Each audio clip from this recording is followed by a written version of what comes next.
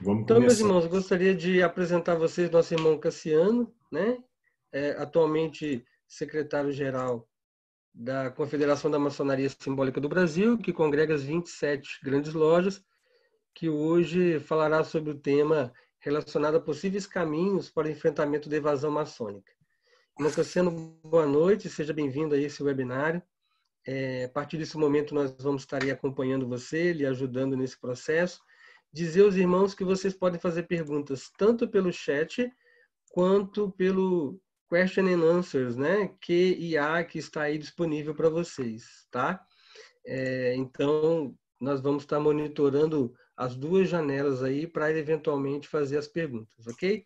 Irmão Cassiano, boa noite, seja bem-vindo, a palavra é sua. Boa noite de novo, irmão Alexandre. Eu vou compartilhar a minha tela aqui, que eu acho que fica mais fácil, ilustrativo aqui com algumas imagens que eu vou compartilhar com os irmãos. Tá. Isso. Eu só vou me apresentar, o Alexandre já falou, né? Eu sou mineiro, uma das características que vocês vão ver fácil pelo sotaque. Sou Demolei, fui iniciado no capítulo Paracatu em 1994, fui mestre conselheiro nacional.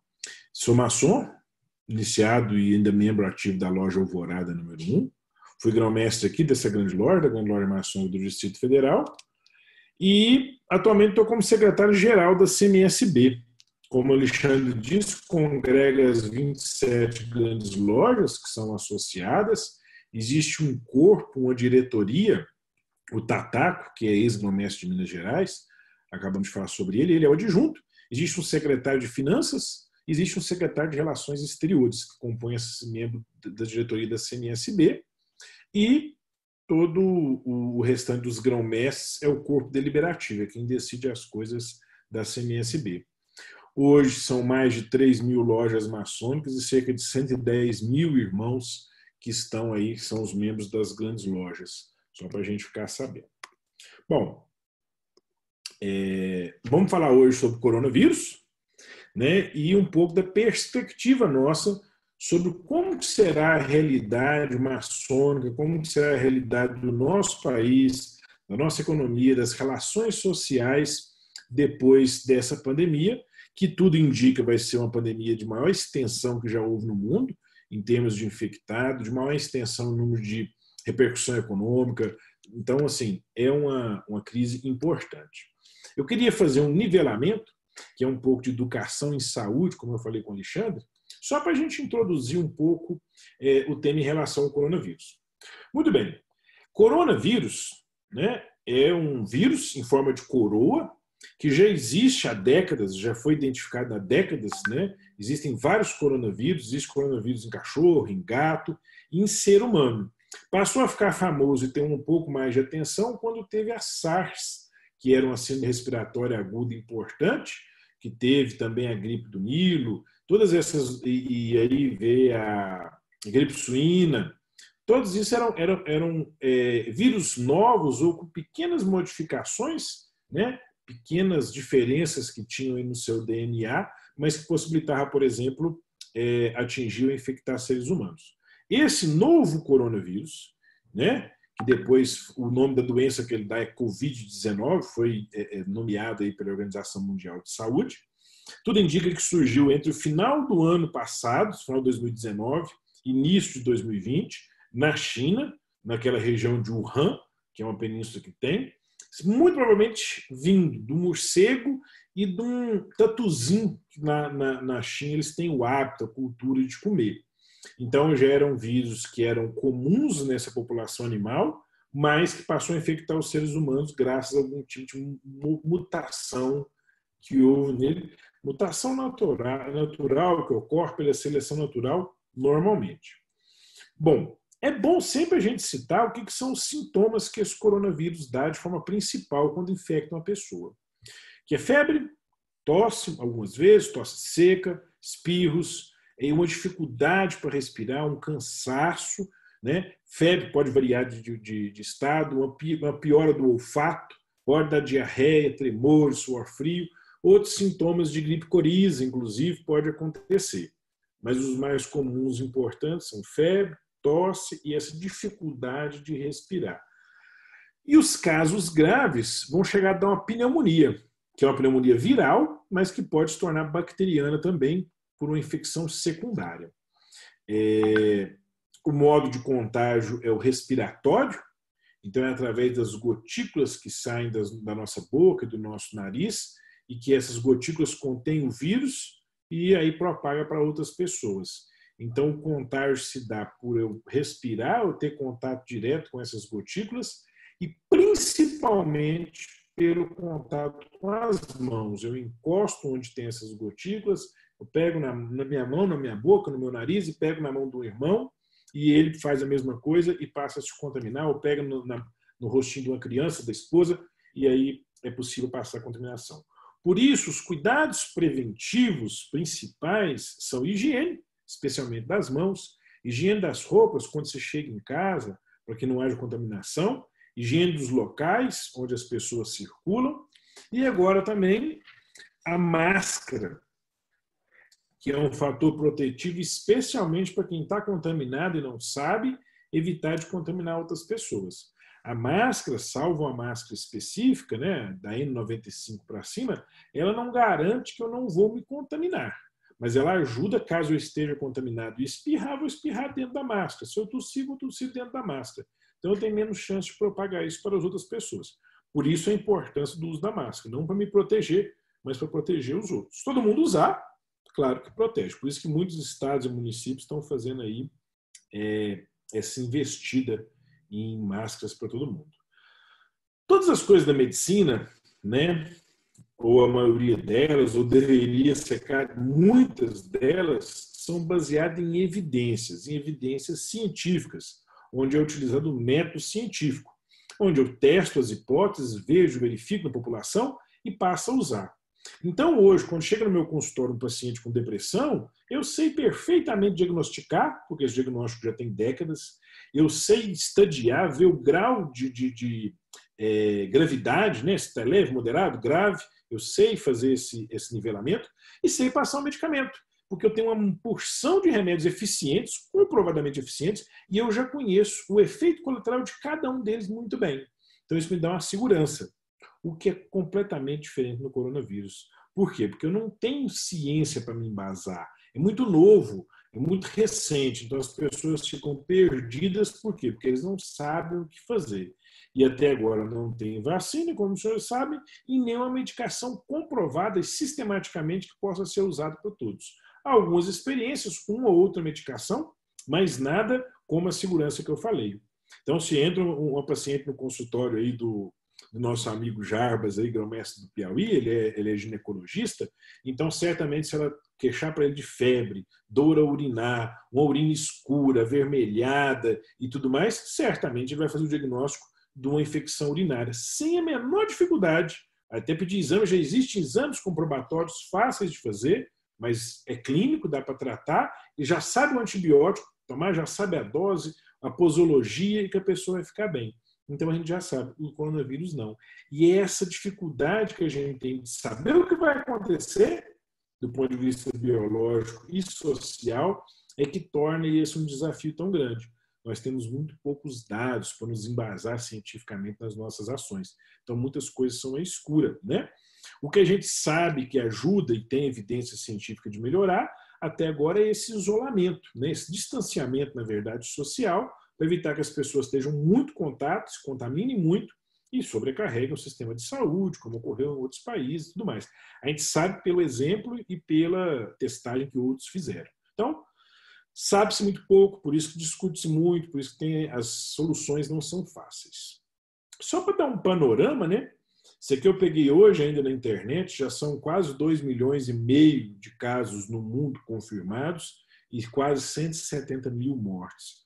Provavelmente, infelizmente, até amanhã de manhã vai se chegar nessas 170 mil mortes. No Brasil, e aí fica até uma dica para vocês estão vendo esse painel, Coronavírus Brasil, da Universidade Federal da Bahia.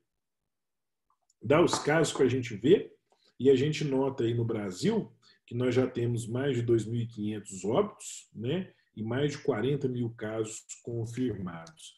Aí à direita também a gente tem diferentes gráficos que mostram aí a quantidade de mortes diárias. Até houve menos nos últimos 2 dias, a gente espera que essa tendência continue assim. E como nós estamos falando aqui na grande loja maçônica do estado de Tocantins, né? O dado Tocantins, a gente até discutiu um pouquinho antes, o Tocantins é um estado onde tem pouco casos confirmados, 34 perante o resto do Brasil, e apenas um óbito confirmado. O pessoal falou até que houve um tocantinense que faleceu, mas faleceu em outro estado. Não entrou na estatística oficial do Ministério da Saúde ainda, que embasa isso aqui. Bom, vamos sair um pouco, né, dessa parte mais médica, da parte de constatação, de parte biológica, para a gente começar a entrar numa parte maçônica. Mas eu quero fazer uma passagenzinha pela filosofia. Esse caboclo bonito que vocês estão vendo na foto aí é Hegel. Hegel foi um filósofo alemão formado em teologia por volta dos anos 1770, por aí. E Hegel foi importante porque ele criou o conceito, aprimorou o conceito da dialética, criando a dialética histórica. Segundo ele, a dialética histórica ela é embasada no contraditório, né? No conflito de ideias, no conflito de coisas que acontecem e a pessoa evolui. Evolui a sociedade, evolui a história e evolui a consciência humana. A consciência que nós temos hoje é diferente da consciência da época medieval. Certamente é diferente da consciência que as pessoas tinham na época do Homem das Cavernas ou na época dos nossos maçons operativos. A nossa consciência também evolui. E segundo Hegel, evolui naquela tríade do tese, antítese e síntese. Então, eu tenho uma ideia, ela é contrariada por outras ideias, por outras teorias, e ela passa depois a ter uma síntese, que é quando eu tenho depois o resultado. Isso é muito simples. Por exemplo, eu tenho uma tese que a cloroquina pode ser usada para o coronavírus. Eu tenho uma antítese de quem fala que ela não vai servir, não vai ser eficiente. Esses dois vão discutir e brigar aqui um pouquinho, vão fazer testes científicos, estudos em humanos, em animais, e vai chegar a um nível de síntese que vai dizer sim ou não. Depois pode ser contestado novamente pela ciência e assim vai. Então a tese é o ser, a antítese é o não ser, e a síntese é o vir a ser, ou o devir, que também a filosofia chama, que é aquilo que pode acontecer, aquilo que vem a ser. Então é assim que a história evolui, através do choque, do conflito, segundo Hegel. E por que isso é importante? Porque isso nos permite evoluir, né? Aí nós temos um exemplozinho dessa tese antítese e síntese quando a gente pensa na tirania, que é um governo autocrático, né, ditatorial, como eram os reis antigamente, as manifestações, as revoltas que pedem por liberdade, e eu crio uma síntese, que é a lei. A lei permite dar os limites do soberano, dar os limites do governante, do rei. Então, hoje nós temos monarquia democrática, porque é possível ter essa democracia. E uma teoria interessante de Hegel é sobre a sua espiral. A gente tem aí à direita, vocês vão ver aqui, a espiral que tem tese, antítese e síntese. E a síntese depois vira uma tese. Para uma outra antítese eu vou evoluindo. Mas eu não vou evoluindo em forma circular, eu estou sempre correndo atrás do meu rabo. Não. Eu vou evoluindo em forma de espiral. Eu vou melhorando a cada vez num ponto de consciência, de compreensão e de entendimento maior. Essa é a teoria de Hegel. O que isso tem a ver com o nosso assunto? Tudo. Tem uma palavrinha aí no alemão, se algum irmão depois quiser me ajudar no sotaque alemão aí no meu idioma, é Zeitgeist, que é o quê? Que é o espírito da época. Então, Hegel falava que Napoleão, por exemplo, era um espírito da época. Era uma pessoa que promoveu, através da mudança que ele fez, da tese firme que ele fez, promoveu uma mudança, um estágio diferente na história. Então ele fez uma dialética muito grande. Invadiu vários países na Europa, foi um conflito muito grande e a Europa se transformou depois de Napoleão. Então Napoleão levou a história para um outro patamar naquele momento. Eu podia citar Hitler, a Segunda Guerra Mundial, ou tantos outros eventos que foram esses Zeitgeist, foram esse patamar, esse espírito da época, segundo Hegel. E eu acredito muito que o coronavírus, né, essa pandemia de coronavírus, é isso, é um espírito da época. É algo que irá embaralhar as coisas e irá nos levar a um outro patamar da nossa evolução dialética e histórica. né? Do ponto de vista filosófico, certamente o coronavírus vai ser isso, vai nos levar para um outro patamar de evolução histórica. Isso não quer dizer que é bom ou ruim, né? Um outro patamar de mudança, como às vezes é ruim. Hitler, por exemplo, fez coisas catastróficas. Não quer dizer que a história foi um antes dele e outro depois, como foi de Napoleão. Depois vocês me ajudam na pronúncia aí do alemão, tá? Bom, mas vamos sair um pouco da filosofia e falar um pouquinho, não sei se os irmãos aqui gostavam de química no segundo grau, eu sei que tem engenheiros aí que vão até achar graça do que eu vou falar, porque entendem muito mais disso. Mas eu estou aqui mostrando para vocês uma reação química extremamente simples, que é a reação química da água. 2 moléculas de hidrogênio, né, com 1 molécula de oxigênio, dá uma reação química que dá o H2O, que é a água. E essa reação química demora um tempo para ocorrer e ela gasta um certo tanto de energia. Mas existe uma coisa na química, né, nessas formulações, que é o catalisador, que é o efeito de catase, de acelerar o processo. Então, eu tenho a mesma molécula de oxigênio e de hidrogênio, mas eu tenho a platina, ela é um catalisador dessa reação. Ela torna mais rápida e com menos dispêndio de energia, eu formo mesmo H2O, formo a mesma água.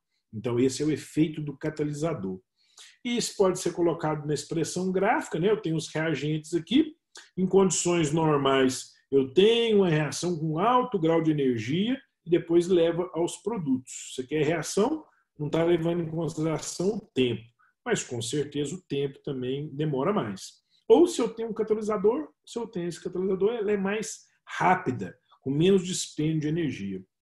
Então, algumas mudanças na nossa sociedade, na maçonaria, já estavam em curso. Já estavam acontecendo mudanças importantes. Algumas para o bem, algumas para o mal. Alguns fenômenos já estavam acontecendo. Mas o coronavírus veio, de uma vez despencou todas essas coisas e tornou muito mais rápido as reações que talvez demorariam décadas para acontecer, aconteceram agora. Né? Não era segredo que estava acontecendo uma grande expansão dos bancos digitais. Ninguém precisava ir para o banco mais. Agora explodiu, agora é quase que só isso. Compras pela internet era uma tendência cada vez maior, mas agora, incrivelmente, o uso de aplicativo, de streaming de vídeo, de live, o uso de redes sociais, isso explodiu exponencialmente.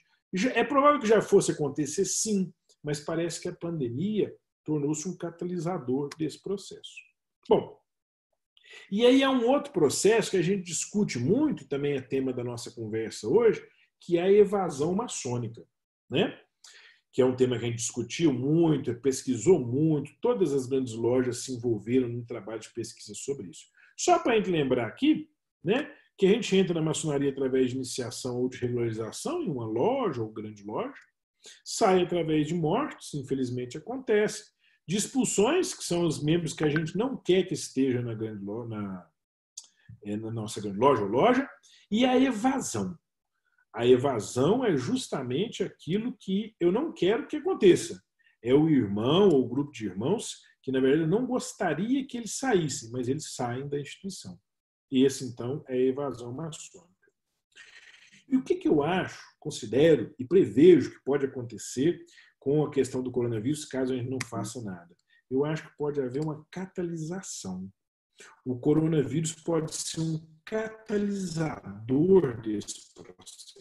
Pode atrapalhar o número de iniciações, já está atrapalhando. Eu estou praticamente um semestre sem fazer iniciações.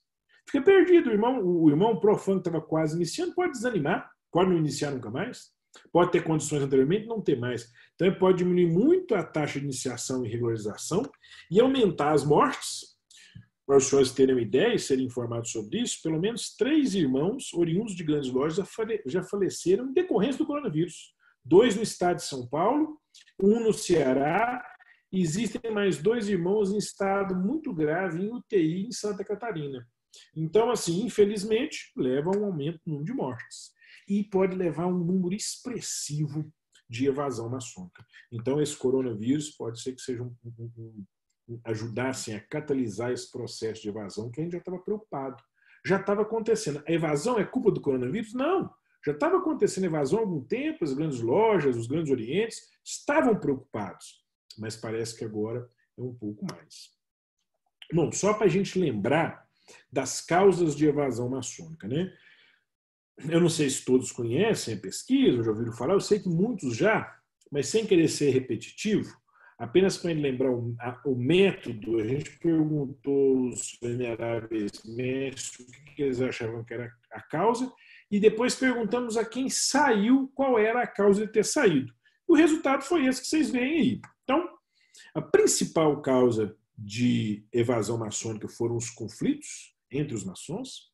A segunda causa, causas profissionais, que pode disparar nesse momento, porque as relações de trabalho vão mudar muito depois do coronavírus, o desemprego pode aumentar muito, nós podemos ter um incremento muito grande nessa porcentagem de problemas profissionais que levam à evasão. Reuniões ruins, que nós temos aí tudo a ver para resolver e tentar melhorar isso, talvez até com o uso dos meios digitais, como a gente está fazendo hoje. Frustração, deve entrar na instituição, ficar frustrado com ela. Não valorizar ideias e opiniões, razões familiares, razões financeiras, que embora está com uma porcentagem pequena aqui, mas é uma questão de Brasília, de uma realidade própria dela, a questão financeira pode ser um complicador em época de coronavírus, sim. Então, o estudo foi feito em 2017, com os irmãos que saíram da Grande Loja em 2016. Foi feito na Grande Loja Maçônica do Distrito Federal. Os dados, alguns se extrapolam, outros não, há outras pesquisas por aí. E há um interessante também, feita pela CMI, que é a Confederação Maçônica Interamericana. Assim como a CMSB é uma confederação, onde mais de 80 obediências maçônicas, as grandes lojas brasileiras praticamente todas são, América Latina, Estados Unidos e Europa. França, Espanha, Portugal e agora até Itália fazem parte da CMI. E a CMI também fez uma pergunta interessante para os irmãos do Brasil. Perguntou o seguinte: o que mais desagrada você na maçonaria? E aí, vejam só, conflitos, novamente conflitos, hein? Entre as potências maçônicas do meu país foi a principal causa de desagrado, de insatisfação. E a insatisfação pode levar à desmotivação, leva à saída dos irmãos. Brigas por poder na Grande Loja ou no Grande Oriente, ou na minha loja. Novamente, conflitos, brigas por poder. Isso é uma causa que leva a isso. Então, o que a gente tem que ficar de olho. E donos de loja também, que é uma disputa por poder dentro de loja, foi o que levou a isso. Então, se isso é um problema, isso nós devemos atacar. Em épocas como a que nós estamos vivendo, o que está borbulhando, o que está muito em voga, são as discussões, brigas e conflitos onde? Na internet. A internet hoje, os WhatsApp da vida, ou às vezes no Facebook, nós temos nos deparado com muitos irmãos discutindo com profano, às vezes, em páginas do Facebook, por aí. Então, evitar essas discussões no WhatsApp, a gente quer evitar a evasão maçônica. Porque essas discussões acabam dando uma insatisfação muito grande. Então, grupos de WhatsApp precisam ter regras e as regras precisam ser seguidas. Bom, falar um pouquinho aqui das esferas de mudança, que eu acho que vai ser as maiores mudanças que nós vamos ter em decorrência do coronavírus. Teremos muitas outras. Mas eu queria citar 3 principais que eu acho que tem muito a ver com a gente e o que a gente vai fazer com cada uma delas. Mudanças na esfera estrutural, algumas coisas da nossa estrutura, inclusive financeira, vão requerer mudanças, especialmente vai mudar muito a comunicação. O jeito com que nós nos comunicamos, passamos os nossos conhecimentos, vai mudar de forma impressionante. E as relações humanas também vão novamente dar esse salto novamente de evolução e estar em outro patamar. Uma coisa importante, de forma estrutural e para dar como é que eu vou dizer, um apelo aos irmãos. Também no trabalho que a gente fez sobre evasão maçônica, eu esqueci de colocar o gráfico aqui, não deu tempo de colocar o gráfico, mas quando a gente fez a pesquisa, a gente viu qual era o perfil de idade maçônica das pessoas que saíam e que estavam na Grande Loja. E é impressionante que 70% das pessoas que saem da maçonaria têm menos de 5 anos de ordem, menos de 5 anos que iniciaram na maçonaria. Então vejam, senhores, os mais jovens aprendizes, companheiros e mestres modernos, mestres jovens, é o grupo onde eu tenho maior preocupação de sair da maçonaria, de desanimar, de não sentir parte do grupo, de sair. Por isso, várias iniciativas, Costelão dos Aprendizes, Seminário de Aprendiz, de Companheiro, de Mestre, essas coisas é para motivar os irmãos a estarem na instituição. Bom, muito bem. Então, o que é um recado para a gente, né? Se esse grupo é um grupo de maior risco, eu deveria estar preocupado com ele. Ligando para esses irmãos, convidando para fazer parte do webinar, tem um aprendiz de Pirapora hoje fazendo parte do grupo, né, nosso de estudo aqui. Ligar, convidar, saber como está, passar trabalho. Se eu sou vigilante da loja, passa trabalho para os aprendizes fazerem, passa pesquisa, coloca eles para fazer alguma coisa que isso vai motivá-los para quando eles voltarem às nossas atividades, eles estejam com pique e não se afastarem. Porque, veja, quem iniciou agora, em fevereiro, início de março, final do ano, talvez, iniciou em novembro, dezembro, e aí dá essa parada grande, a chance de desanimar é muito grande. Então, a gente precisa dar uma incentivada nesses que iniciaram há pouco tempo. Esse é um dos recados de hoje. Bom, mas as mudanças estão aí, né, novamente na espiral de Hegel aí, que a gente estava conversando a respeito. Vamos falar um pouquinho das mudanças. Primeiro, algumas mudanças estruturais. Eu vou falar primeiro da mudança dos templos, depois eu vou para a questão financeira, que é um pouco mais delicada, talvez. Não de hoje, já há algum tempo, nós temos notado o quanto os nossos templos têm manutenção extremamente cara. Às vezes são templos mal cuidados, arcaicos, né? E muito, muito pouco utilizados, subutilizados em sua maioria. Por quê? Porque às vezes a loja reúne uma vez por semana, todos os outros dias da semana aquele templo e seu salão de festa, e a sua estrutura, e seu mobiliário, todo fica sem utilização. Então, uma tendência que a gente tem notado é da economia, de enxugar a máquina das lojas e uma loja dividir com outras o templo. Condomínio de templos é comum em muitos lugares, aqui em Brasília, que é uma cidade-estado, é muito comum, e lojas da grande loja reunindo em lojas do Grande Oriente do Brasil, e lojas do Grande Oriente do Brasil reunindo em templos da grande loja. Isso acaba sendo comum. E lojas funcionando na grande loja. Tá aí, Grande Loja de Minas tem uma série de templos, né? São 12 andares na Grande Loja de Minas, de templos maçônicos, e tem reunião todos os dias, segunda a sábado, se não tiver domingo também, em Minas Gerais, reuniões. Então, é uma tendência de haver uma convergência, porque é caro, é dispendioso e é difícil. Não raro a gente vê um templo do lado do outro, de lojas que se reúnem em dias diferentes. Isso a gente vai ter que se atentar mais para isso, para a simplificação das coisas e para uma utilização melhor. Quando eu falo de utilizar melhor, não é só dividir com outra loja, não. É dividir com o Capítulo Demolei, Filho de Jó, Garoto do Arco-Íris. É pôr esse salão de festa, ao mesmo tempo, é ter outras funcionalidades. É ter uma palestra, uma reunião do sindicato, da associação, do condomínio, do bairro. É colocar uma escola de música lá dentro durante o dia. Sabe, palestras e aulas de línguas durante os dias, em algum tempo maçônico. Não há mal nenhum nisso. Tem tempo que tem toda uma estrutura, que sai um data show lá da parede e tal. Tem uns muito bacana, muito moderno.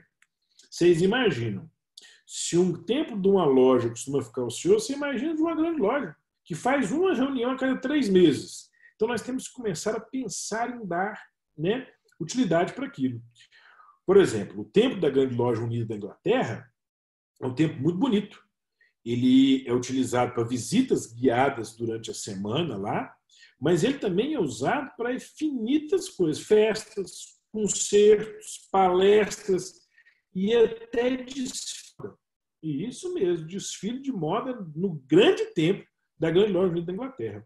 Eu sei disso perfeitamente, fui testemunho ocular, porque eu fui num dia para visitar, estava passeando por lá, não tinha nada a ver com viagem em passeio maçônico, mas fui na grande loja. E eu não pude visitar o grande templo nesse dia, porque estava tendo um desfile de moda. Isso mesmo. Um desfile de moda dentro do templo.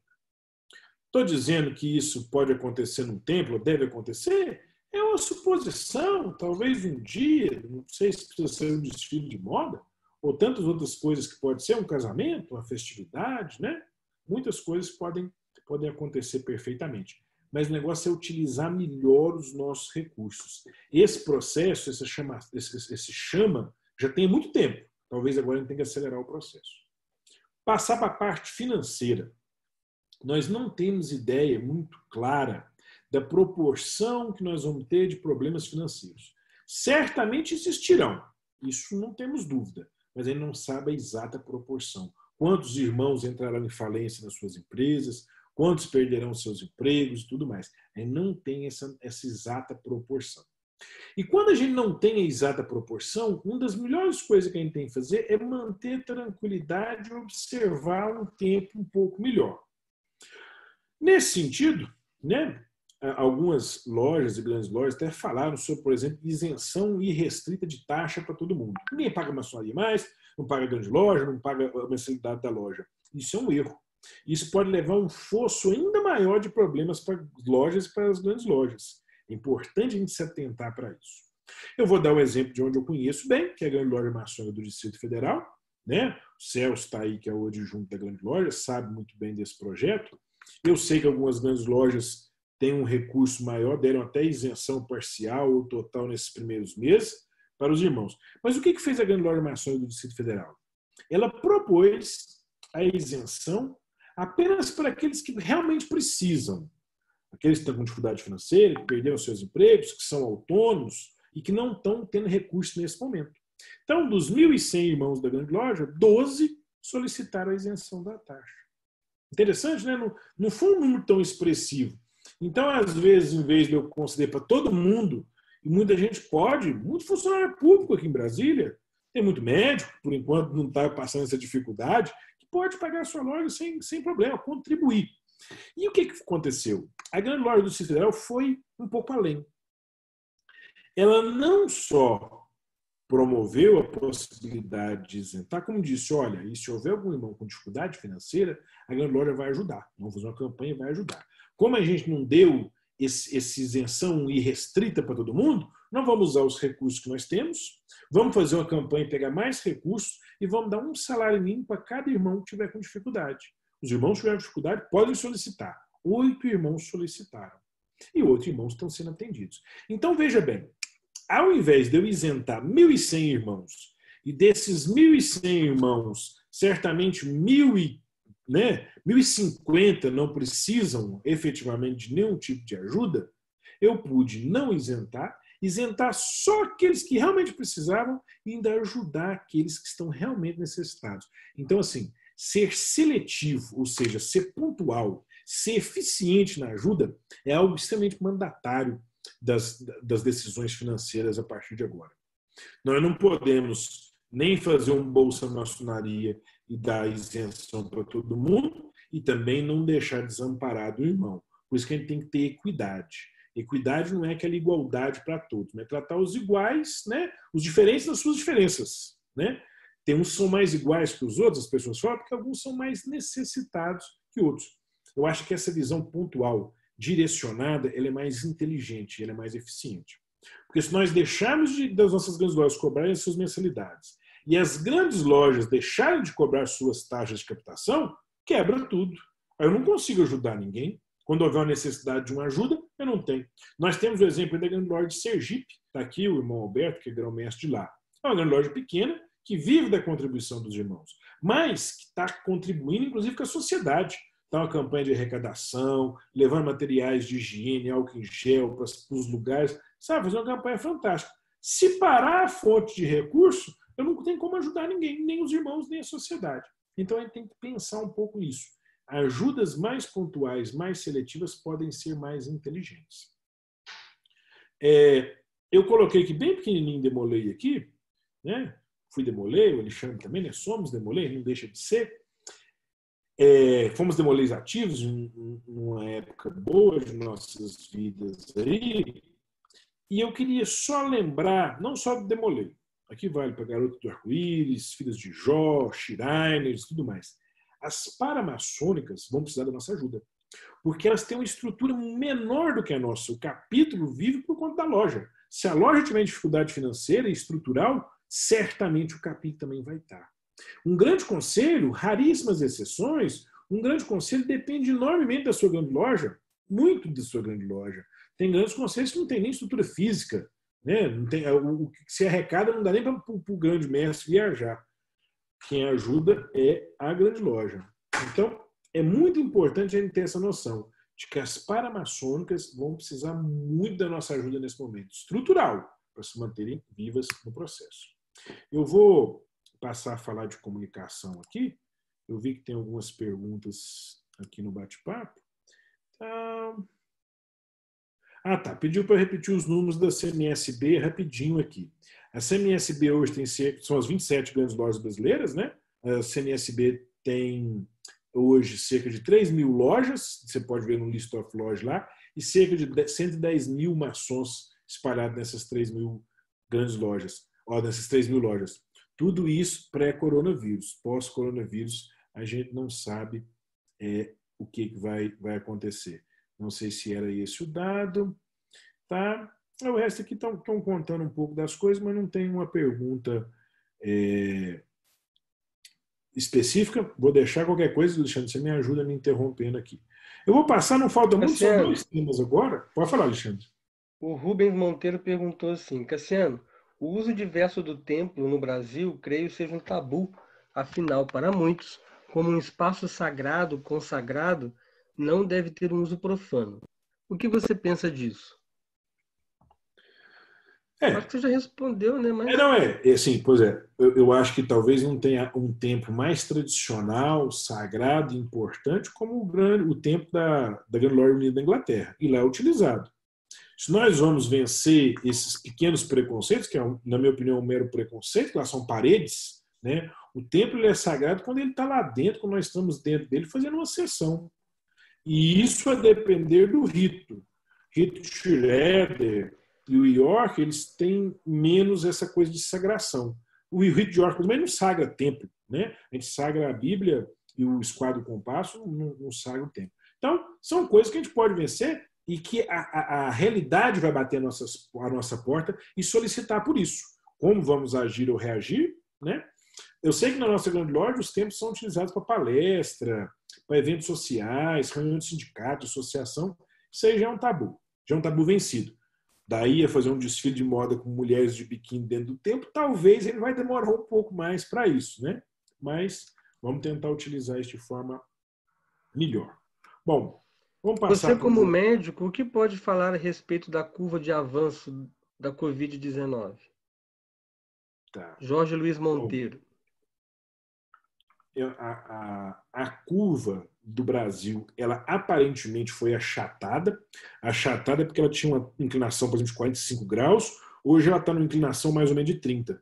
Então, por isso que o pico que seria agora até o final de maio, de abril, está programado para o final de maio. Né? Então, assim, há uma tendência de achatamento. Acertar pico de curva, quanto que vai parar, quanto que vai liberar o isolamento, isso é o que eu mais ouço dos meus irmãos que não são médicos. Essa pergunta para mim. Isso a gente não sabe. Qualquer coisa são inferências e tentativas. A curva é essa, é uma curva com tendência a diminuir a intensidade, especialmente no número de óbitos. A partir de um dado momento, hoje no Brasil, o número de óbitos é mais importante que o número de infectados. Não que o de infectados não seja importante, mas porque a gente sabe que é uma subnotificação muito grande. O do óbito ele mostra para a gente com mais clareza esse dado de evolução. O Délio perguntou quais as questões que mais motivam a evasão maçônica. Eu até volto aqui no slide, só para a gente dizer. É claro que quando a gente faz uma resposta científica, né, a gente sempre tem que falar do ponto de vista científico. Então, o seguinte, há indícios, né, que na grande loja maçônica do Distrito Federal, a principal causa de evasão maçônica no ano de 2016 foram os conflitos entre os maçons, as brigas, as rusgas. Depois, questões profissionais, reuniões ruins, frustração, ideias e opiniões não respeitadas, questões familiares, financeiras e religiosas. Ninguém colocou religiosas como causa de evasão maçônica. que eu estou respondendo do ponto de vista científico? Porque isso é uma pesquisa feita no Distrito Federal, com população específica, numa grande loja específica, com características específicas. Precisa ser extrapolado para outras. Outras pesquisas corroboram que as coisas giram mais ou menos em torno de si mesmo. Não muda muita coisa, não. Mas é isso. Cassiano, vamos passar para os o outros Fernando, temas? só para a gente poder já tratar desse tema,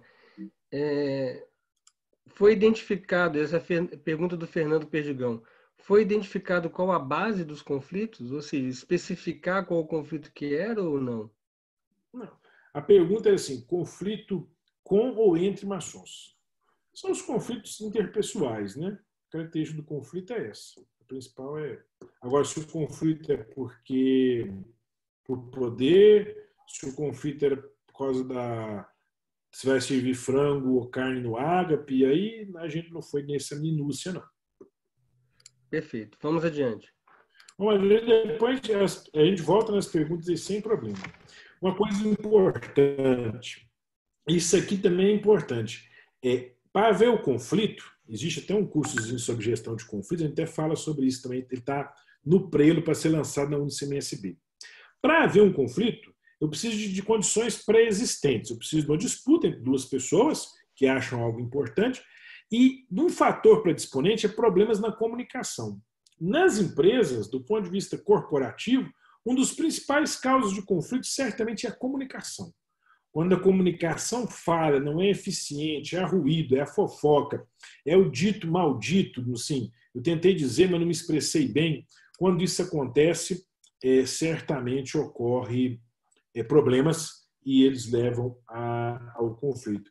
Aí o nosso exemplo é quando o problema de comunicação leva as pessoas a estarem em conflito, cada um indo para um lado. Coincidência ou não, nós temos uma pessoa um pouco mais velha, de cabelo branco, e um pouco mais jovem, de cabelo preto. Então, esse conflito de gerações, né, o jeito de se comunicar dos mais jovens e dos mais velhos, vai se intensificar esse hiato entre os dois nesse momento agora, e já está intensificando. É provável que a maioria dos irmãos que estejam aqui no nosso bate-papo hoje sejam um pouco mais novos, ou pelo menos que estejam mais familiarizados com essa comunicação digital. Os outros estão do outro lado, menos familiarizados a ela. Então, como que unir isso agora, como que converger para, né, algo melhor, vai ser um grande desafio para a gente isso. Nós estávamos conversando mais cedo num grupo de grão-mestres e ex-grão-mestres. E um ex-grão-mestre estava dizendo que queria ser moderno, tinha que mudar o paradigma das coisas e tal. E foi um excelente grão-mestre, fez uma gestão excelente no seu grande loja. Falou que tinha que mudar. Ser reunião ritualística tinha que ser mais simples, abre rapidinho ali, só acende as velas, faz uma palestra muito boa, o povo depois fecha a loja e vai embora. Aí eu falei, não, meu irmão, se você quer romper paradigmas e saber o que pode acontecer é das pessoas nem saírem de suas casas. Essa boa palestra que você está perguntando, ela pode ser feita por modo digital, com um monte de recursos. E o irmão pode estar na sua casa com óculos de realidade virtual, vendo todo o templo e os irmãos sentados de forma virtual e até sentindo o cheiro do incenso do mofo da loja, se ele comprar a essência correta para isso, que já tem aparelho de essência de cheiro para nos dar. Então, assim, será que nós podemos chegar algum dia nisso? Quando a gente fala em quebrar paradigma, não tem muito limite, né? Há pessoas que falam, inclusive, de haver iniciações ou mudança de graus na maçonaria de forma virtual. Existe nos Estados Unidos de forma teatral, né, os graus superiores, né, os altos graus, a passagem deles é muitas vezes de forma teatral, e não no Brasil da forma toda ritualística como é. Pode acontecer? Pode acontecer. Nós vamos ser convidados a pensar, a questionar e tentar elaborar essas coisas em termos de comunicação. Como que nós vamos passar a comunicação para os nossos aprendizes, companheiros e mestres de forma mais elucidativa, de forma mais convincente? Um exemplo citado e conversado esses dias também num grupo de maçons demolês. E estava falando quantas instruções do rito escocês são instruções longas, são instruções complicadas, né? E que para ler demora, e às vezes o cara lê mal lido. Será que não seria melhor isso ser feito na forma de ensino à distância, com questões ao final para a pessoa falar e responder? É um questionamento. Talvez as instruções no futuro possam ser dadas assim, e eu preciso ir menos na loja maçônica. Será que eu preciso ir toda semana? Ou será que eu for uma semana e na outra eu fizer um curso muito bom de maçonaria, eu posso aprender bastante também? Enfim, é uma coisa para a gente conversar. Nesse sentido, né, e falando um pouco das coisas que têm sido feitas, a CMSB disponibiliza algumas coisas bastante interessantes, mesmo antes do coronavírus. Só para dizer que o processo é intensificado, é catalisado. Tem mais pessoas ainda agora indo na biblioteca maçônica virtual da CMSB, que é bom dizer que é a maior biblioteca maçônica digital do mundo. Não existe nenhuma biblioteca, nem da grande loja da Inglaterra, tem tantas obras reunidas e disponibilizadas gratuitamente numa plataforma quanto existe na página da CMSB. Isso é uma coisa importante, né? Divulgar e contar aos irmãos que existe essa ferramenta para eles pesquisarem. Não só o livro de papel, mas existem aí livros, artigos científicos, revistas que já estão aí. Existem algumas preciosidades aí. Existe a revista Astreia do Supremo Conselho do Rito Escocês, antiga e aceita, do grau 33, a República Federativa do Brasil, na época de Mário Berg, com os discursos e as respostas de Mário Berg para o Grande Oriente do Brasil, com as cartas de Mário Berg para o exterior, mostrando a fundação das grandes lojas. Então, muito interessante o material que nós temos aí na biblioteca da CMSB. Né? E aí, eu queria falar para vocês de uma outra coisa que, na minha opinião, é uma tendência. E quando a gente fala de tendência, é uma coisa que tem uma possibilidade muito grande de passar a ocorrer muito, que nós fomos pioneiros nisso, que eu estou dizendo nós, quanto CMSB, e que eu acho que dentro em breve, não só potências maçônicas como Comab, GOB, CMI, que é uma confederação, vai ter esse tipo de ensino. Mas até as lojas vão ter seu próprio ensino à distância muito em breve. A história do ensino à distância é muito interessante e ele existe há muitos anos no país.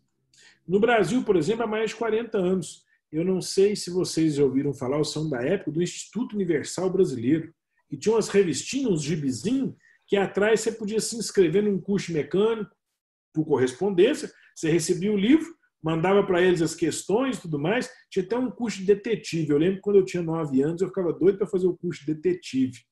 Então, já existe ensino à distância há muito tempo. Só que as ferramentas foram aperfeiçoadas de forma muito importante. Então, é possível hoje você fazer cursos em instituições de altíssimo gabarito. A USP aqui, mas Harvard tem cursos disponíveis, gratuitos, cobrados, de todo jeito que você imaginar. Então, essa é uma tendência muito grande. E a maçonaria não vai ficar muito fora disso. Por isso que a UniCMSB, esse projeto já estava sendo elaborado antes mesmo do coronavírus, mas foi intensificado. Então, nós temos aí, já na plataforma, já disponível para os irmãos, alguns cursos. Nós temos a Introdução à Maçonaria, que é do irmão Quênio, História do Rito Escocês, que também é do Quênio, Evasão Maçônica, que é comigo, eu que fiz esse aqui, e o de Gestão de Pessoas. E Gestão de Conflitos deve sair até o final da semana também, mais um curso. É um modelo bastante interessante também, que o irmão que vai fazer o curso ele vai pagar R$ 33,00, um terço desse valor vai para a sua grande loja. Então, para a grande loja do Tocantins, o irmão fez lá o curso, pôs destinação, grande loja maçônica do estado de Tocantins. R$10 vai de cashback para essa grande loja. Então, é uma maneira até de reforçar o caixa das grandes lojas. O valor que é barato e a pessoa recebe um certificado ao final do curso emitido pela CMSB de forma digital mesmo, de forma rápida e tal. Os cursos são interessantes e estão se ampliando. Eu já posso fazer spoiler aqui, por exemplo, que o curso também do nosso grão-mestre Alexandre vai estar daqui a pouco também um curso sobre gestão de loja. Né? Uma coisa importante para veneráveis, vigilantes, irmãos que querem ser liderança maçônica, tá? Dentro em breve, daqui para a semana que vem, ele deve estar lançando um curso dele. Como existem de vários outros irmãos que estão fazendo, e todos são convidados. A ideia é universidade aberta. Você faz o curso, tem algumas regrinhas que você pode ver no site, submete à comissão editorial da CMSB e o curso é divulgado. Se você não vender nenhum curso, não tem problema. Você não deu custo para a gente, nem a gente para você. Mas a ideia é essa, é que mobilize, que a coisa vai andando, e eu acho que a gente vai ter um grande ganho. Por quê? Se a gente educa melhor o venerável mestre, o vigilante, as pessoas da maçonaria, quando elas, por exemplo, sabem mais sobre gestão de conflitos, que eu acabei de dizer que é uma das causas de evasão maçônica, eu começo a munir as pessoas de ferramentas para lidar com os conflitos, para minimizar os conflitos, com isso ter menos evasão maçônica. Se o problema financeiro é um problema que aflige as lojas, quando tiver aqui um curso de gestão financeira e as pessoas fizerem esse curso de forma fácil, barata, sem sair de casa, eu tenho uma capacitação maior de veneráveis mestres, tesoureiros, de pessoas que vão lidar com isso. Então, eu acredito muito que a educação maçônica de qualidade, a formação especialmente dos nossos gestores, das nossas lideranças maçônicas, vai ajudar enormemente a superar os desafios que o coronavírus vai trazer, essa pandemia, suas consequências, e melhorar a maçonaria de forma geral. E levar, claro, coisas de qualidade, né? Conteúdos, estudos de qualidade que vão estar aqui. Aí teríamos outros projetos para falar, da editora, e muitas coisas que falam na CMSB. Mas vamos ficar hoje só falando mais da questão da comunicação, do quanto que os cursos são importantes. Vou destacar o curso de evasão maçônica. Parte daquilo que conversamos hoje está no curso de evasão maçônica.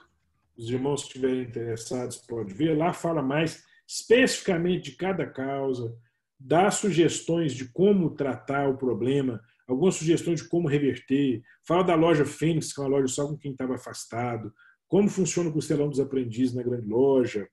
Reunião de veneráveis mestres, preparação, seminário, uma série de sugestões, né? Mostra as causas, o problema, dá o diagnóstico, mas propõe alguns medicamentos, digamos assim, para o problema também. Então, todos estão convidados. Eu acho que esse tipo de coisa, de estudo à distância na maçonaria, vai ser uma realidade muito importante. Porque, assim, é muito prático do ponto de vista logístico. Vamos supor um curso de veneráveis mestres na grande loja de Tocantins, para nós falarmos de alguma coisa que nós estamos juntos aqui.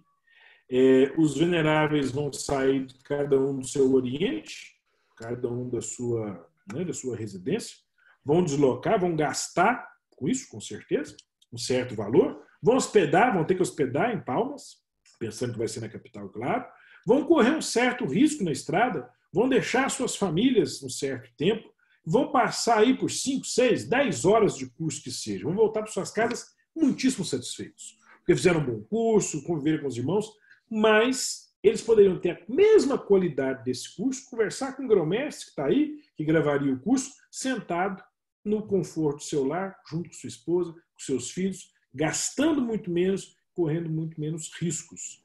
E eu nem estou dizendo só de risco de trânsito, né? Até risco hoje de se contaminar com alguma doença. A paranoia, a preocupação com as doenças vai ser muito maior daqui para frente, depois dessa pandemia. Bom, meus irmãos, e aí, o último tópico, que são as relações humanas. Pós-coronavírus, as pessoas vão demorar um certo tempo, como tem demorado em alguns lugares.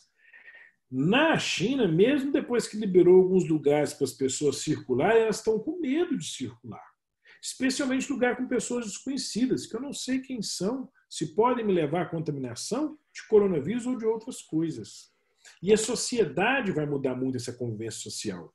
Por exemplo, vai deixar muito de ter muitas das reuniões que nós temos hoje. Tem alguns irmãos do Banco do Brasil que existem confraternizações, reuniões e tal, muita coisa para decidir. E eles têm percebido que dá para fazer praticamente tudo online. Não precisa de eu sair, fazer um grande almoço corporativo, eu consigo resolver as coisas online. A partir desse momento, o convívio social, a interação entre as pessoas vai diminuir muito. Vai diminuir de forma drástica. Porque elas também vão estar sem dinheiro para sair, sem dinheiro para o turismo, para uma série de preocupações. As que têm dinheiro vão querer guardar o seu dinheiro um pouco, né?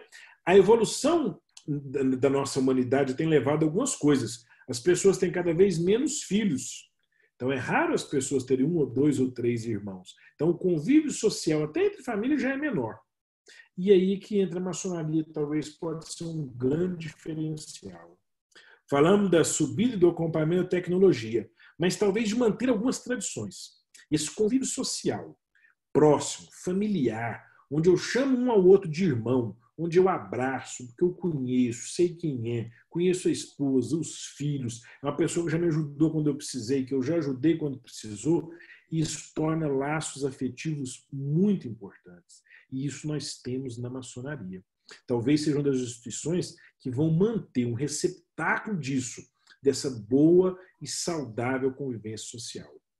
Porque eu vou ter dificuldade de ir para o boteco, para o restaurante, para o bar dos amigos que eu tinha antes. Mas a maçonaria é diferente. Conheço todo mundo que está lá, é muito mais fácil. Conheço as pessoas, gosto de estar com elas. Então é muito importante. Vão ser importantes também os ágapes? Sim, vão ser importantes os ágapes.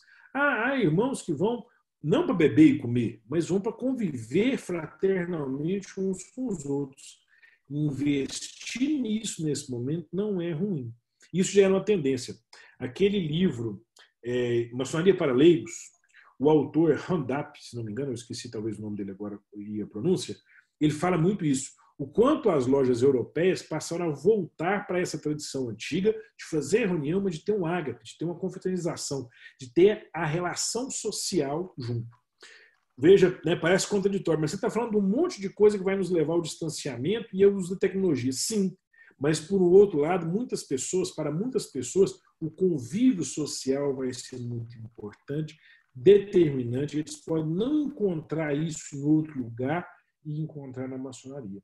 Por isso é que eu acho que a maçonaria vai ter esse diferencial, de ser um lugar onde as pessoas podem ter relações humanas, fraternas, boas, saudáveis e que motivem as pessoas a saírem de casa. Então, as pessoas se motivam por coisas diferentes. Manter esse contato social vai ser um diferencial da nossa instituição daqui para frente. Bom, do geral que eu queria trazer para vocês, eram isso. Né? Era esses temas. Voltando aqui, que eu acho que 3 coisas que vão estar mudadas são coisas estruturais, de comunicação e das relações humanas. E acho que o diálogo, o bate-papo e as perguntas podem enriquecer mais a nossa conversa aí. Cassiano, então vamos começar a fazer algumas perguntas, né? Algumas nós vamos ter que voltar um pouco atrás, mas acho que faz parte de todo o contexto. Pergunta do Marcos Antônio. Sobre a afirmação de cientistas de que será necessária a contaminação de 70% dos brasileiros para que venham ocorrer nas pessoas os anticorpos necessários, o que o irmão Cassiano pode discorrer sobre essa afirmação? Novamente. Isso aí, Cassiano, até em função do horário, eu vou pedir que as respostas possam ficar em torno de 2 a 3 minutos, tá bom? Isso aí é meramente um estimativo de uma possibilidade de precisar de um número tão grande. Pode ser que não atinja 70% em 2 anos e a vacina vem antes. São projeções. Pergunta do Záquio Cerqueira. Qual a sua opinião sobre as paixões político-partidárias nos grupos de lojas? É a mesma que eu tenho sobre a política partidária em loja. Eu acho que mais atrapalha do que ajuda, por isso que os nossos antecessores foram tão sábios ao dizer que não devia discutir política em ambiente maçônico. Essa política partidária ela tem sido muito nociva, muito mais atrapalhado do que ajudado, infelizmente. O Anderley Lima. O que você acha de pouquíssimos irmãos estarem trabalhando para isto? Ou seja, para o apoio, né, aos irmãos que estão em dificuldade. Muitos quietos e outros fingindo de morto não ajudam nem na distribuição daquilo que vem sendo arrecadado, né, nem tampouco financeiramente. Bom, aí eu não sei, porque aí é a convivência do irmão, né, com as pessoas. As lojas e os irmãos que eu convivi aqui estão muito solidários, muito solidários. As grandes lojas com as quais a gente conversa muito estão muito solidárias, várias grandes lojas fazendo campanhas, né, fazendo as coisas. É claro que é a realidade de cada um, a gente só vê o mundo pelos nossos olhos. Os irmãos e as instituições maçônicas que eu tenho presenciado têm ajudado enormemente, têm sido muito solidários. Só para colocar aqui, é Chris Rodap. Rodap. Acabou de me mandar aqui o nome do autor. O livro é muito bom. O livro é muito bom, inclusive. Pergunta do Fernando Elias. Irmão Cassiano, você concorda com o isolamento nos termos que foram propostos pelos governadores ou acha que a dose foi exagerada? eu acho o seguinte, eu acho que é o possível de ser feito. Se eu fosse ministro da Saúde, secretário de Saúde, eu também ia propor isso, porque não tem outra ferramenta comprovada que faça isso. O pessoal fala de outros tipos de isolamento, não foi feito em nenhum país e não há resultado. Então, é jogar muito no escuro. Então, eu falo assim, eu não conseguiria tomar a decisão melhor. E eu indiquei isso para muita gente, meus pacientes e tudo mais, obedeça à autoridade de saúde do seu local, do seu estado, do seu município, do seu país. Se a autoridade de saúde te propor isso, que use máscara, usa máscara. Se propor vacina, use vacina. Porque é o que a gente tem. Quando a gente não sabe, não tem conhecimento sobre alguma coisa, a gente tem que relegar aquelas pessoas que sabem. E eu sou médico, mas mesmo assim não é minha área a infectologia. Então eu relego as decisões de saúde aos profissionais, às autoridades, né, que estão acima, né, imbuídos do poder de fazê-lo. Essa pergunta é do M. Júnior, mas eu acho que de certa forma você respondeu, mas como cada loja poderá elaborar planos para ampliar o conhecimento de forma a atrair os irmãos para a loja? Repete aí, só para eu entender, Alexandre. Como cada loja poderá elaborar planos para ampliar conhecimentos de forma a atrair os irmãos para a loja? Bom, falou um pouco disso, né? Falei, mas assim, uma coisa importante, a coisa personalizada. Para eu saber como fazer um plano de ensino com a loja, eu precisava conhecer a loja. Se a maioria dos irmãos da loja tem nível superior, tem mestrado, doutorado, é um tipo de raciocínio. Se a maioria é jovem e usa tecnologia, é um tipo de plano. Se a maioria é mais antiga, prefere o livro de papel, então eu preciso conhecer muito meu público para determinar um plano que seja eficiente. Do Rubens Monteiro. Você acredita que faz falta uma certa profissionalização, entre aspas, dos oficiais da loja, uma vez que essa é uma associação civil, ou que essa seria uma visão que tiraria essa essência humana e fraternal? Como isso fala com o conflito geracional? Eu acho que o profissionalismo desumaniza as profissões, as coisas, nem a maçonaria, nem os cargos dela. Então, um tesoureiro bem profissional, que usa bem uma planilha, que sabe fazer as coisas, que tem cobrança automática pelo WhatsApp, que comunica com a grande loja, com o site da loja dele, é excelente, profissional. É como o médico. O médico se profissão médica, nem por isso perdeu a humanidade, perdeu o contato com as pessoas. Então, eu acho que são coisas que não se excluem. Gosto do profissionalismo, acho que ele deve ser investido, especialmente das lideranças maçônicas. Essas precisam profissionalizar bastante. E do irmão Celso Soares. Irmão Cassiano, eu cheguei aos 60, sou sexagenário, me dou muito bem com os mais jovens, tenho também que me adequar, óbvio, agora não há como não se manter as tradições maçônicas. Essas tradições devem ser preservadas. O difícil é mesclar a situação de modernismo e tradição. Qual a sua opinião a respeito? O Celso fez parte do meu projeto de gestão. Eu acho que ele até perguntou para nos ajudar na linha de raciocínio, que sabe bem, eu digo isso já há algum tempo. A gente tem que modernizar na maçonaria a forma que eu vou levar o conhecimento. O conhecimento, o conteúdo, ele é o tradicional, não mudou. Eu vou ensinar para a pessoa o que é maçonaria, como que é a origem da maçonaria, eu posso, dentro de um tempo maçônico, com a ritualística mais preservada, ou posso estar, sim, contando a origem da maçonaria na casa das pessoas com uma palestra virtual. Então, mudou a forma de chegar ao conhecimento, mas o conteúdo é o tradicional, é o mesmo que tem. Eu acho que essa é a maneira de juntar as coisas, é entender que é a forma que muda e não o conteúdo. É como escrever de caneta, no computador. A escrita, a mensagem é o mais importante. E não se for de caneta de lápis ou no computador impresso. Roberto Veloso. Nessa época de coronavírus, você acha razoável discutir assuntos maçônicos, até mesmo de ritualística, em grupo fechado de WhatsApp?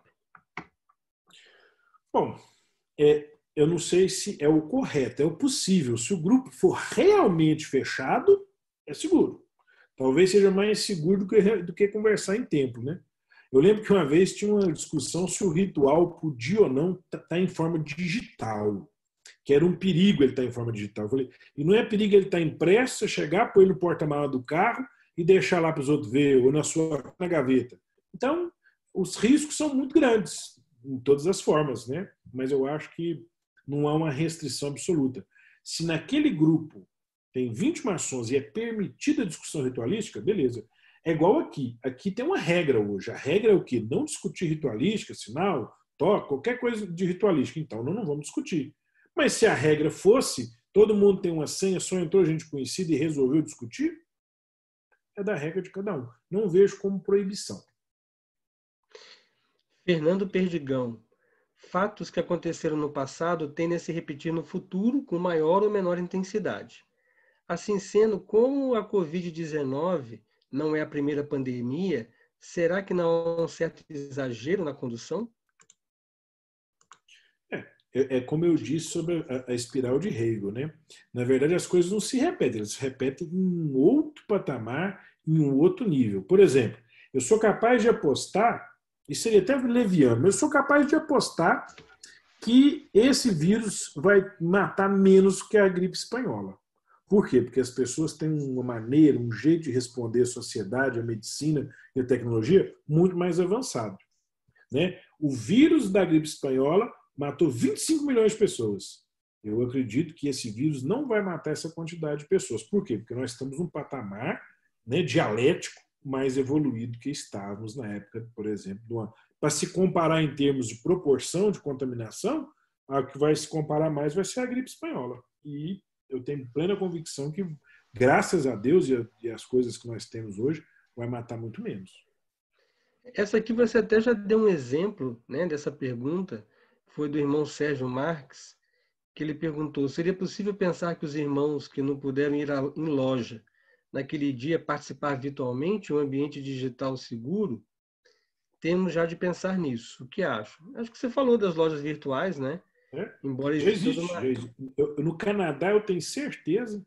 Primeiro livro, até coloquei uma figurinha, e tem no List of Loja, mas já tem outros. Esses dias eles mandaram num grupo outra loja. Já existe loja virtual. Uhum. É Rubens possível ser. Monteiro. Seus filhos... Hã? O que você disse aí? Eu te cortei? Não, acho que Ah, eu tá. concluí. Que tem lojas virtuais já. Além de investir em educação maçônica, e considerando que a maçonaria brasileira tem base luso-francesa e no ideal de auxiliar no progresso da sociedade, o que você pensa de uma proposta dessa maçonaria assumir um papel protagonista na educação profana, talvez criando e mantendo escolas e cursos técnicos? Bom, longe de corrigir, né? Eu não sei se a maçonaria brasileira tem uma origem luso-francesa, mais francesa, porque a maçonaria em Portugal sempre foi pequena e ainda é muito pequena. Então não é ela que influenciou muito o Brasil, não. Ou no começo teve uma influência francesa realmente muito grande, muito pouco inglesa, e depois uma influência americana, especialmente nas grandes lojas, muito grande. Tanto é que o rito de York, nosso maior, é inclusive um rito americano. Mas, assim, eu acho que a maçonaria, de vez em quando, ela precisa se colocar no patamar, na posição do tamanho e poder que ela tem. Se nós conseguíssemos educar bem os nossos maçons, o dia que isso acontecer, a gente passa a tentar educar a sociedade. Na atual circunstância, nós estamos falhando na educação maçônica. Então, se nós não conseguimos educar os maçons, quem dirá educar a sociedade? Contribuir é uma coisa, mas ser protagonista de forma substancial, eu não acredito que nós tenhamos esse poder e capacidade na atual conjuntura. É a minha opinião. Do Bruno Carvalho. Boa noite, irmão Cassiano. Tudo jóia? Então, vi sua fala com grande expectativa na questão de modernização e utilizarmos plataformas online, pois sou da área da tecnologia. Porém, tenho certo receio, pois muitos estados ainda possuem links de baixa qualidade. Aqui em Palmas, alguns pontos do plano diretor que têm esses problemas, que saem então em outros locais mais longínquos. Acredito que pelo nosso tamanho continental, somado aos irmãos mais antigos, sem aquele dom tecnológico, teremos que manter uma certa condução flex, entre aspas. Ou você acredita que isso acabará por modernizar, não só em questão tecnológica, mas também no RG e data de nascimento dos irmãos? Eu acho que uma coisa puxa a outra, né? a estrutura da internet brasileira, ainda mais depois dessa pandemia, ela vai ter que se aperfeiçoar e melhorar muito para estar em todos os lugares. Mas as soluções híbridas são totalmente possíveis. Eu fiz uma palestra um pouquinho antes de dar o isolamento social lá em Tabatinga, no Amazonas, com a proposta de interiorizar a CMSB, levar ela aos interiores do Brasil. Então é a divisa com a Colômbia. É bem perto da cabeça do cachorro ali. E nessa palestra a gente falou da UniCMSB, da ideia e tudo mais. E eles falaram o seguinte, pô, mas então eu posso pegar às vezes o vídeo, né, baixar ele no meu computador e passar a aula em loja, num telão, né, no data show. Eu falei, pode, por que não?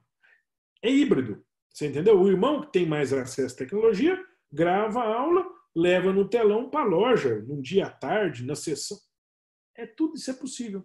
Só que aí eu não preciso me deslocar daqui para Tabatinga. Eu posso estar ao vivo lá em Tabatinga, dependendo da internet que tiver naquele lugar, naquele momento. Eu posso gravar e é mais fácil. Não precisa da internet cair, não faz mal. Mas, ou seja, solução híbrida. É um pouco de tecnologia, mas os irmãos mais velhos estão em loja, vão estar vendo isso aí. A Délio Feitosa. A maçonaria brasileira tem uma faixa etária de membros acima de 50 anos. Isso corrobora para o desaparecimento e enfraquecimento da instituição no Brasil? Não. Isso não corrobora. Se esses irmãos de 50 anos continuarem até os 80 anos, e nós estamos em envelhecimento da população, não haveria problema. O negócio é que a taxa de evasão é muito grande. E outra coisa que a gente faz ao estudar a demografia é que nós temos tido cada vez menos jovens, né? Nossa pirâmide está estreitando na base e se alargando no ápice. Então, nós vamos ter pessoas cada vez mais velhas e o jovem, normalmente, a maioria dos maçons, inicia por volta dos 30, 40, no máximo 50 anos. Tem grande loja que é até proibido iniciar depois de 60. Esse é o público que tem. Quando esse público se estreitar, então hoje eu tenho 50 milhões de pessoas nessa condição. Daqui 10 anos eu tenho só 40, só 30. E o número de ateu está só subindo. Por teoria, né? Por princípio, na verdade, doutrina, a maçonaria só pode entrar quem acredita em Deus. Então eu tenho um número crescente de ateus, com um número cada vez menor de homens adultos em idade iniciar, fatalmente eu vou acabar tendo uma diminuição, né? Até da minha superfície de contato. Meu público-alvo vai diminuir. Meus clientes, entre aspas, vão diminuir. Então, essa tendência demográfica do Brasil vai levar a isso. Muito mais do que o fato de ter membros mais velhos da maçonaria. Isso não é negativo de forma alguma. E inovar, e tem acontecido, trazer pessoas mais novas é salutar, mas não é culpa dos mais velhos que tem problema, da existência deles. Do Vandeir. Então, ao mesmo tempo que o caminho vai ser o contato através de rede social, você entende que a maçonaria seria o caminho para se perder a expressão o homem é um ser sociável por excelência? O homem é um ser com necessidade de sociabilização. Isso desde os tempos mais remotos.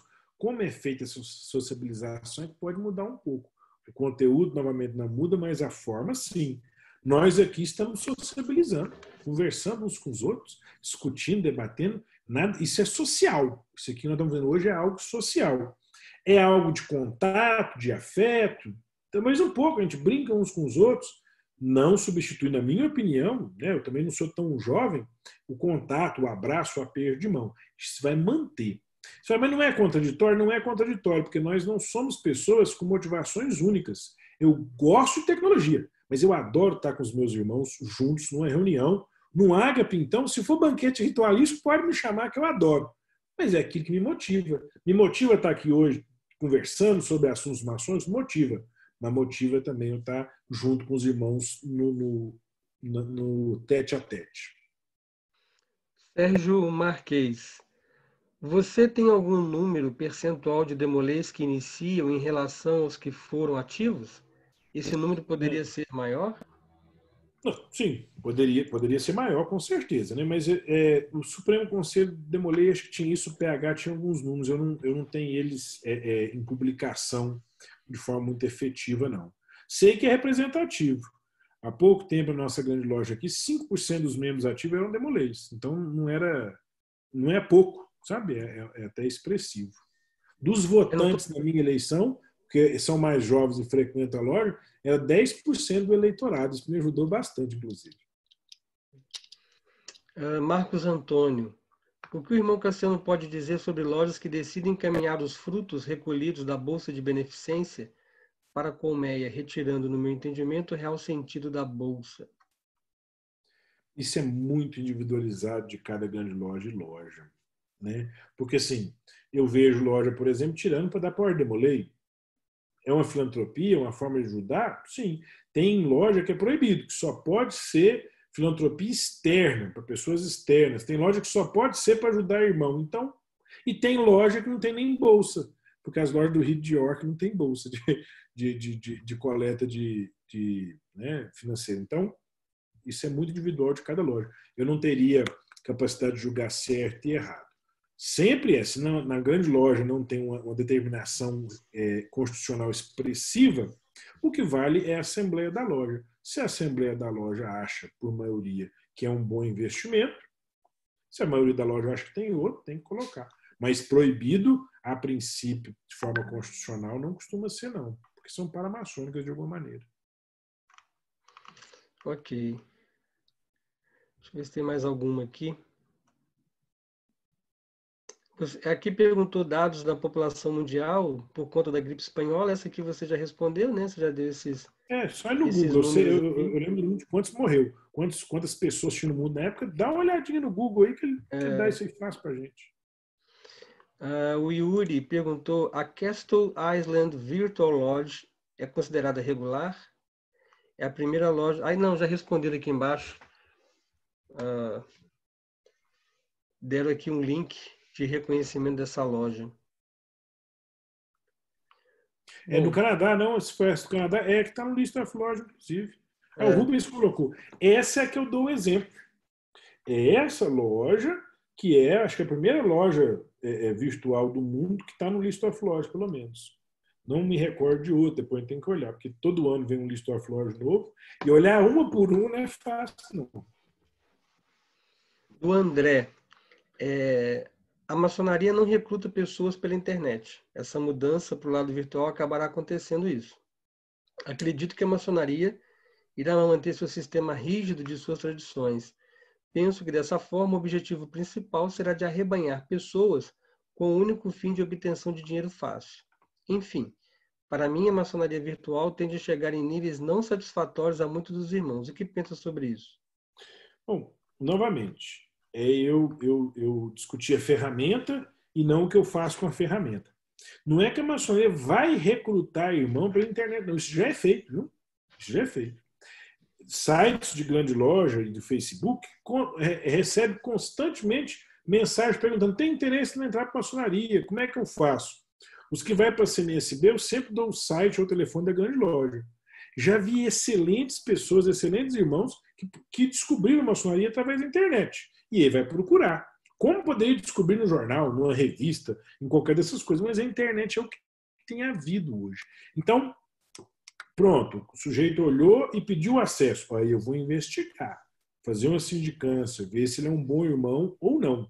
Então, a essência da coisa permanece a mesma. O importante é uma sindicância bem feita, uma seleção bem feita. Se o irmão teve contato com a maçonaria, interesse pela internet, pelo blog, pelo amigo do açougue, porque passou na frente de um templo, tem um templo lá da casa dele, o modo vai interessar menos, porque é só a ferramenta, né? Só a forma, o conteúdo e o meio de fazer que é o mais importante, né? Fransberg. Existe alguma diferença em relação aos quesitos para aprovação de profanos em nossas lojas e em lojas americanas? Nossas exigências são maiores? Os Estados Unidos, ele é extremamente independente uma grande loja da outra. Então, provavelmente você vai ter critérios muito diversos. Mas, normalmente, não são muito diferentes. Algumas diferenças culturais é que lá nos Estados Unidos, normalmente a pessoa pede para entrar na maçonaria. No Brasil, a gente indica alguém. Esse talvez seja uma grande mudança. Aí eu não sei, método melhor ou pior, eu não sei. E lá as lojas têm muito mais gente do que a gente. Só que frequentam pouco, é uma característica da maioria das grandes lojas. Então a grande loja tem 150, 200 irmãos, mas igual a nossa vai 20, 30 toda a sessão. e não todos os 150. Mas, né, não consigo saber o que é melhor ou pior em termos de seleção. Ok. Meus irmãos, nós estamos indo para os 10 minutos finais do nosso webinário, né? Estamos chegando a quase 2 horas, também para não ficar muito cansativo aos irmãos. Então, nós vamos pedir aos irmãos que as perguntas que forem feitas a partir de agora, nós vamos responder posteriormente. Eu vou disponibilizá-las ao irmão Cassiano e, na medida que ele for respondendo, a gente vai publicando a vocês, tá bom? Senão a gente fica aqui 2, 3 horas, porque realmente o encontro está valendo a pena. Chegamos a ter mais de 100 pessoas no webinário, né? Então, mas apenas para a gente possa aí não deixar muito cansativo. E toda segunda-feira às 20 horas já fica o convite, a Grande Loja Maçônica do Tocantins está promovendo esse webinário. O Denis, na loja virtual, o pessoal faz sinal, faz ritualística, e já emendando com uma segunda pergunta do Renilson, as sessões virtuais ferem os landmarks? Não consigo ver nenhum landmark sendo ferido pelo fato de ser virtual. E eu duvido muito que alguém, quando escreveu o landmark, ia ao menos sonhar que existia internet. Então, são realidades que a gente vai ter que lidar com elas agora. Não vejo ferimento e a loja funciona como qualquer outra loja. Então, ela tem suas maneiras virtuais ou reais de serem reconhecidos os irmãos. Perguntaram sobre a ordem real de Eredon, não sei o que, das contas. Agora que é a última aqui, né?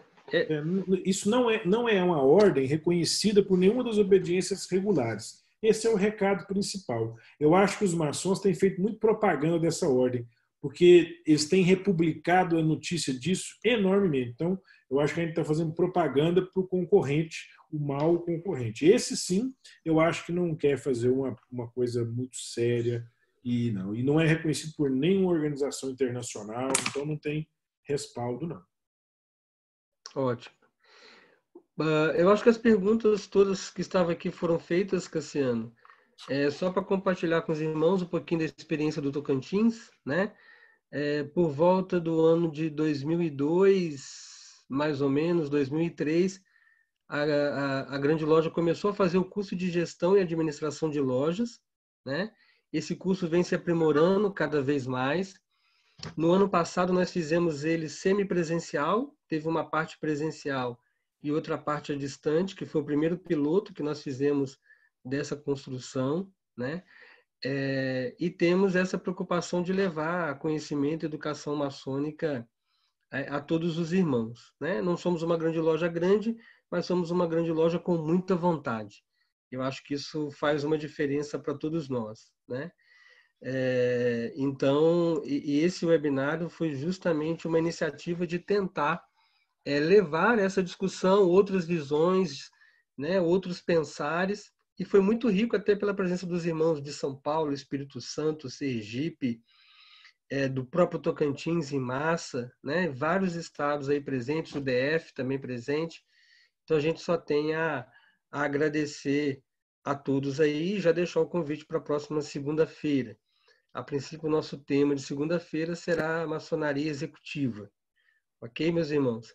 Cassiano, vou te dar mais alguns minutos para você fazer as suas considerações finais, né? E a gente possa ir, então, para o encerramento desse nosso webinário de hoje. Só agradecer aí o convite feito pelo meu duplo irmão Alexandre, né? Sei dos bons trabalhos realizados aí na Grande Loja Maçons do Estado do Tocantins. Agradecer a presença do meu adjunto aí, do irmão Tataco.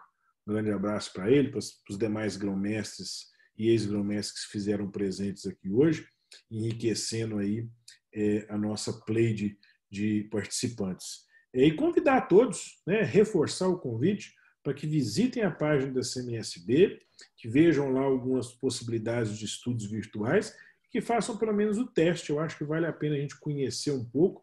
Se isso vai se tornar tendência como a gente acha que é, a gente conhecer um pouquinho, vale a pena.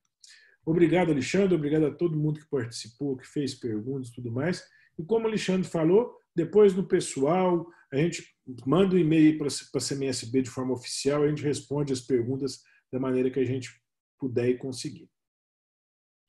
Ok, Cassiano. Só para reforçar aí, um irmão perguntou em relação o sindicante deixar de fazer visita ao profano e à sua família, tirando dúvidas, né? E levando conhecimento a essa família antes da iniciação. A gente podia encerrar então com essa pergunta aí, né? Não é? A sindicância, ele é um processo muito importante, porque ela é o recrutamento, né? Eu vou selecionar a pessoa. Então, eu recruto, eu vou igual uma empresa qualquer e eu vou bater um papo, aquela entrevista inicial de emprego. Essa entrevista é justamente a sindicância. Quanto mais bem feita for a sindicância, for na casa, uns vão no trabalho da pessoa, uns pedem que a pessoa visite uma reunião informal da loja, um agro, para ver como é que é o comportamento social da pessoa. Quanto melhor feita a sindicância, melhor é o valor preditivo positivo de que o irmão seja, né, que o profano se torne um bom irmão. Quanto mais bem feita a sindicância, mais chance de ter um bom resultado. Eu acho que esse é o recado. Quanto mais a gente primar pela boa seleção, melhor é. Meus irmãos, então, muito obrigado a todos. Cassiano, mais uma vez, obrigado pelo seu tempo, pela sua participação, viu? Com certeza teremos outras oportunidades aí. Uma boa noite a todos. Fiquem em Deus. Até nosso próximo webinário na segunda-feira. Boa noite, meus irmãos.